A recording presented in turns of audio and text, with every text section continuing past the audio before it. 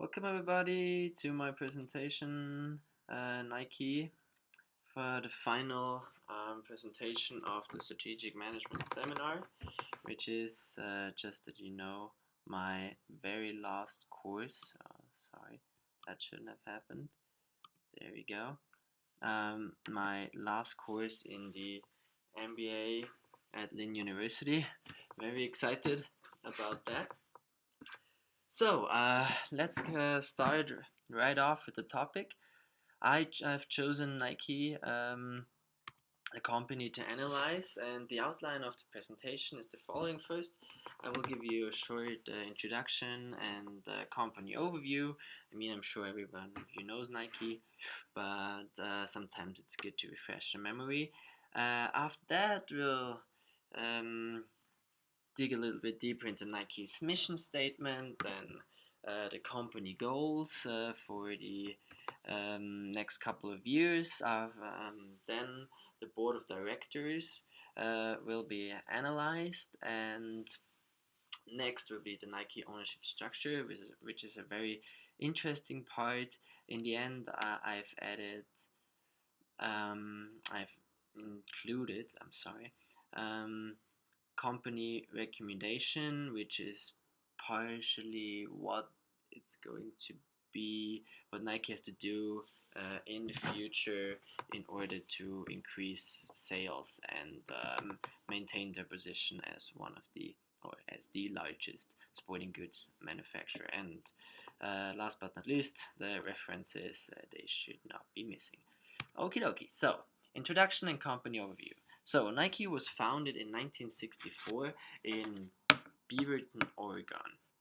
And as you all know, it's the largest sporting goods manufacturer in the world with a total revenue of 30.6 billion US dollars. Founding fathers were Bill Bowerman and Phil Knight, and Phil Knight is still in the Nike executive board of directors, whereas Bowerman chose not to do so. And current CEO is Mark Parker, and he has led the Nike Corporation since 2006. Okay, so Nike's mission statement. Actually, I found two mission statements. The first one is to bring inspiration, that's the official one, to bring inspiration and innovation to every athlete around the world. And what Nike wants to achieve with this mission statement is that it portrays the message that everybody, no matter if you're a professional athlete, if you're a hobbyist, if you're a sports fan, Nike targets everyone to wear their brand, and Nike also portrays themselves as the brand that can be worn by everybody. And I found another statement of co-founder Bill Bowerman, and he said, if you have a body, you're an athlete. And personally, I find this statement to be such a clever, first of all, marketing gag, and also it shows Nike's mission that every human being in the world has a body, and people are into sports, and Nike just wants to be the company that equips people when they're doing sports.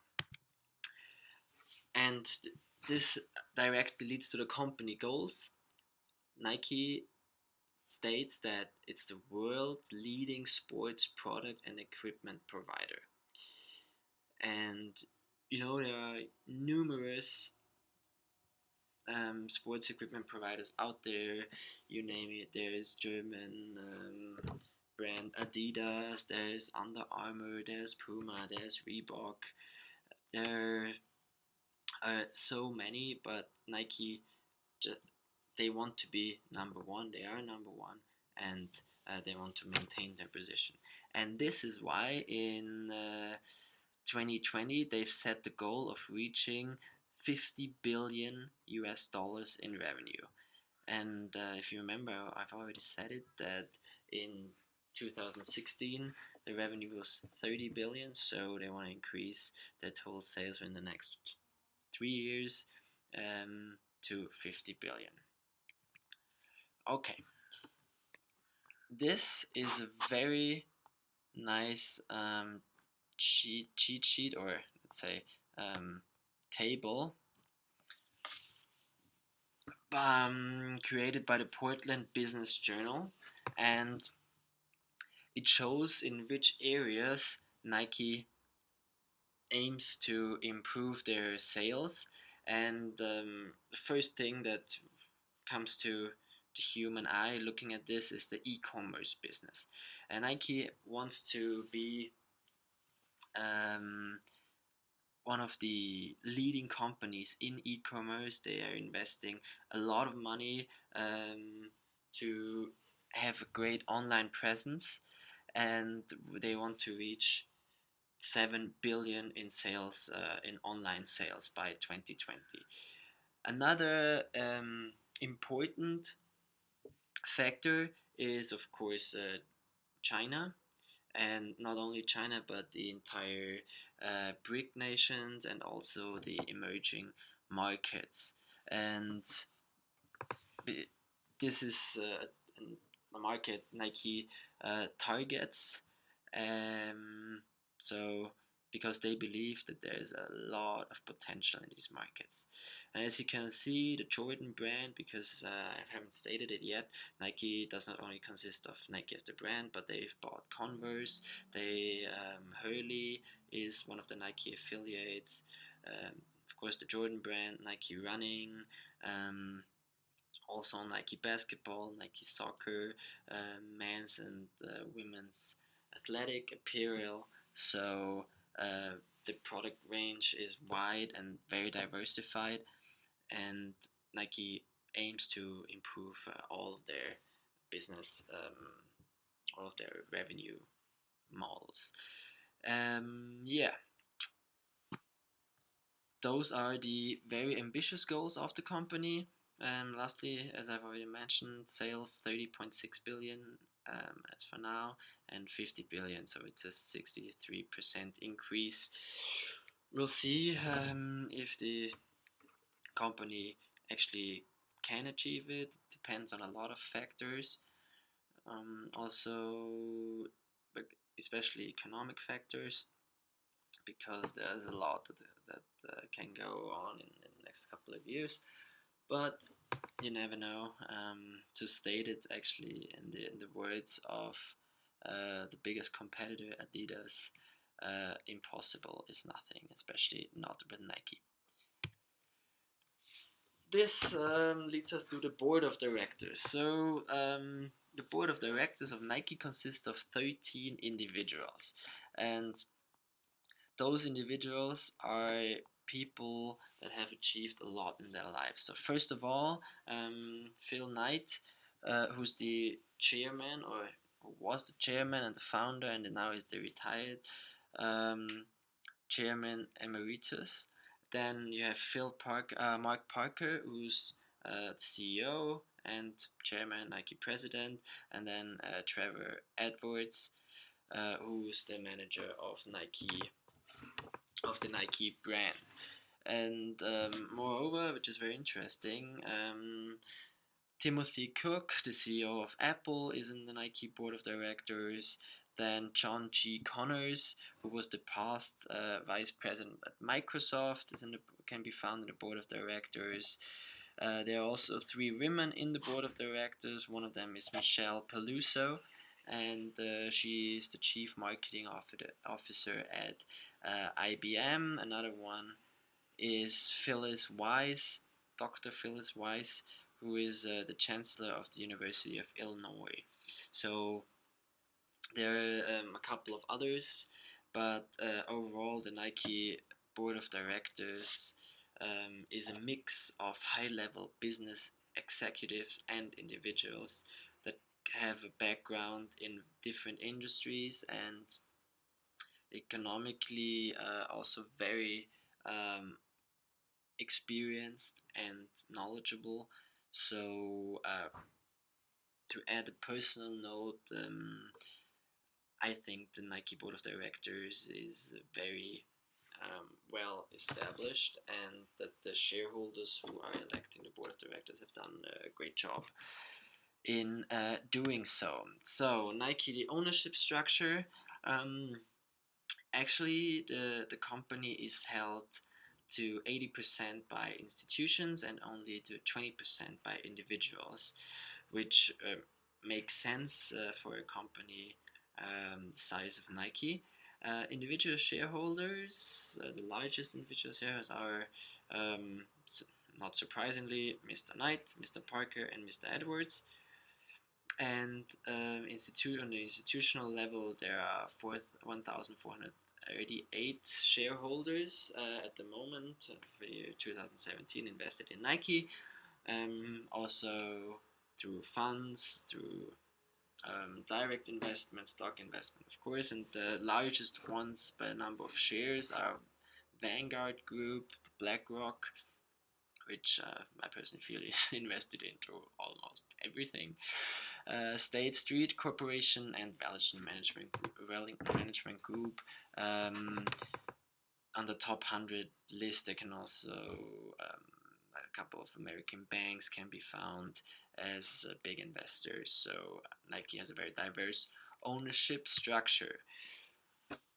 So the company future recommendation is first of all the global expansion. We've already talked about it, that China and the BRIC nations and also Latin America and Eastern Europe are markets for Nike where they have a very high growth potential and a very high potential in expanding and the brand identity. And this will be crucial for the company in order to reach their 2020 50 billion revenue goal. The second one is promotion of female athletes. Nike is very big in endorsement deals, but the company lags behind in promoting female athletes. They have Serena Williams, but they should be more diversified in terms of females. So sponsorships of, for example, the Women's Soccer World Cup, or sponsorship deals with successful athletes like Ronda Rousey in famous sports and popular sports have to be done and pursued more vigorously. Then product innovation. Nike is very big on product innovation, but it sometimes lags behind the technological in technological areas. For example, Adidas recently came up with a smart uniform for the NBA. So Nike hasn't quite done that yet. So a recommendation for the company is to hire experts and actually pursue more product innovation. Then we have strategic acquisitions. This is something very important for the company because it's acquiring new businesses such as in the health or fitness branches, and can increase Nike's revenue first of all, and also they strengthen their brand. So acquisitions such as, I'm just naming companies, Fitbit or Biotelemetry, who is also a health company, a US health company, can help the brand to increase in the future. And last but not least, strengthen online presence. As we have seen in the goals, they want to increase their e-commerce sales by 600%, and in order to do so, the company has to strengthen online presence, and hire experts to who, who know who have the valuable skills to help the company in succeeding. Okay, that was it. Thanks for listening. Thank you for your attention. These are my references. And finally, the only thing that I can say is hooray, I got an MBA.